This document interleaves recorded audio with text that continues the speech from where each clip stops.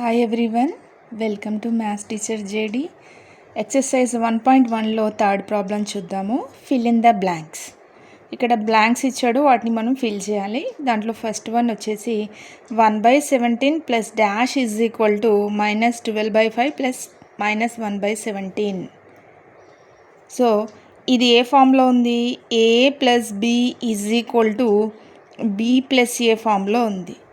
అంటే this property is called commutative under addition. అంటే బ్లాంక్లో మనం ఏం రాయాలి? b ప్లస్లో ఏముంది? -12/5. Next -2/3 plus dash is equal to -2/3. ఏదైనా నెంబర్కు ఏం యాడ్ చేస్తే అదే నెంబర్ వస్తుంది? Additive identity 0. 1 into dash is equal to 9/11. 1ని దేంతో మల్టిప్లై చేస్తే మళ్ళీ తిరిగి అదే నెంబర్ వస్తుంది? 9/11. -12 plus 5/6 plus 6/7 is equal to -12 plus 5/6 plus dash అని ఇచ్చాడు. ఇది ఏ ఫామ్లో ఉంది? a plus b plus c is equal to a plus b plus c, which is called associative under addition. ఇక్కడ c ప్లస్లో ఏముండాలి? 6/7.